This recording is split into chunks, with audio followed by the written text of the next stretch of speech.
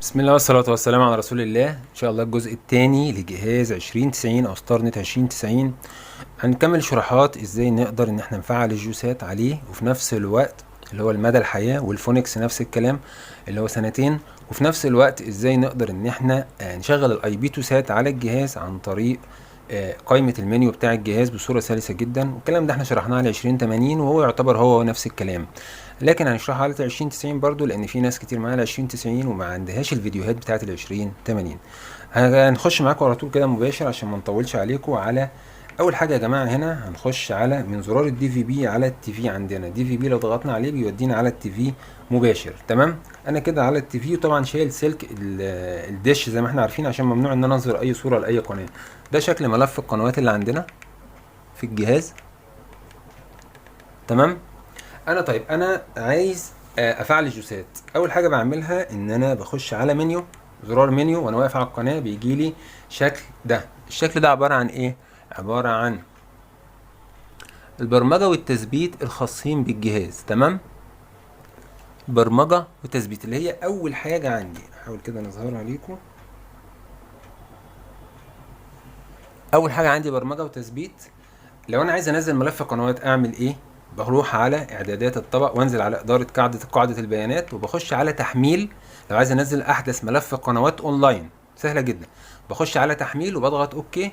باجي عند كلمه سيرفر دي وبضغط اوكي، بيحمل لي السيرفر. كده يا جماعه هو حمل لي السيرفر اهو، رقم السيرفر اهو. وطبعا لازم اشكر استاذ محمد روك، هو اللي بيعمل ملفات القنوات بتاعه 2080 و 2090. الراجل ده راجل محترف في شغله ولازم اشكره طبعا.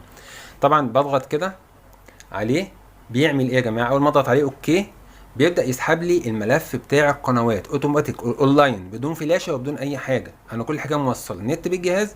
هو هيبدا ياخد ملف القنوات دلوقتي ويبدا يسحبه زي ما احنا شايفين. سحب ملف القنوات ويبدا زي ما احنا شايفين جاب لي ملف القنوات بتاعي الجديد. ملف القنوات ده زي ما احنا شايفين متقسم سبورتس رياضي، اول حاجه القنوات الدينيه بالكامل، بعد كده سبورتس رياضي القنوات الرياضيه كلها، بعد كده قنوات التشيلدرن الاطفال، بعد كده القنوات العامه، قنوات المنوعات. شغل عالي قوي بصراحه، وبايقونات وشغل جميل جدا لكل القنوات. وبشكر تاني القائمين بصراحه على الملف ده، ملف احترافي جدا. طيب انا دلوقتي عاوز افعل الجوسات بلس والفونكس اللي هما الشيرنج بتاع الجهاز. بضغط على منيو وبنزل على، انا طبعا في حاجات كتير بس انا عايز نجيب المختصر المفيد. عايز انزل على كلمه اخرى. كلمه اخرى عندي دي لو ضغطت عليها بلاقي بروح كده يمين بالريموت كنترول اللي معايا. اول حاجه سي اي انفاليد دي خاصه بالكروت والكامات وخاصه بالحاجات دي، وهي ملهاش استعمال عندنا، فهي ملهاش اي لزوم. بنزل كده الفونكس عندي هنا مكتوب ان هو مفعل لمده 729 يوم يعني سنتين. انا كنت مفعله، انت مفعلتوش بتضغط على الفونكس اوكي، بيجيب لك كود التفعيل مكتوب قدامك ومكتوب اتصال. بتضغط اتصال، انا كده عامل قطع اتصال كده بيجي لك بالشكل ده. بتضغط اتصال بيعمل اتصال ويديك عدد ايام اللي انت زي ما احنا شايفين كده كتب لك عدد الايام 729. خلاص كده اتفعل الجوسات الفونكس. ودايما بنصح يا تشغل الفونكس يا تشغل الجوسات، ما تشغلش السيرفرين. تمام، ودايما بقول لك برضو الاحلى والافضل شغل الجوسات. طيب انا كده خلاص مشغل الفونكس، عايز اعمل قطع اتصال ليه وقفه، بوقفه بالشكل ده كده، وقفته خلاص. برجع عايز افعل الجوسات بلس، بضغط عليه اوكي، بيديني الكود اللي هو 12/8 وبيجي لي بالشكل ده.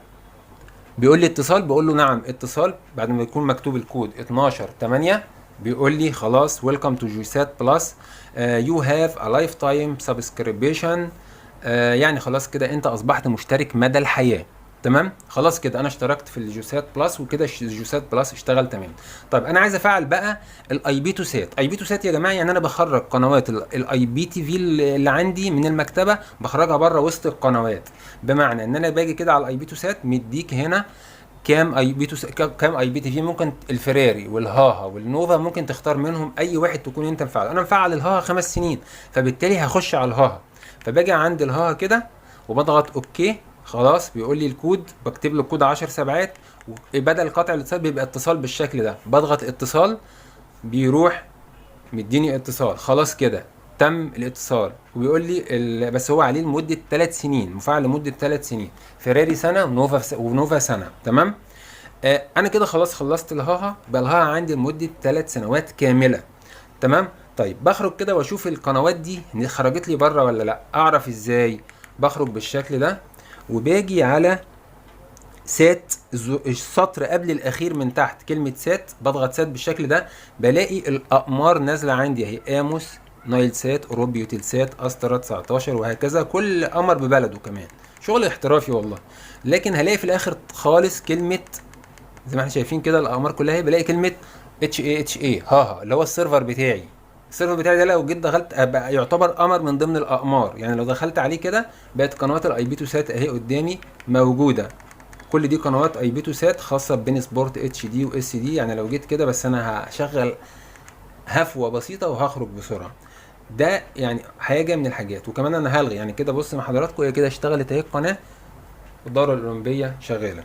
طبعا هخرج كده وهوقف الصوره لاني مش عايز اظهرها اصلا، وهضغط سات وهاجي على نايل سات. نايل سات طبعا مفيش صوره زي ما احنا شايفين. تمام.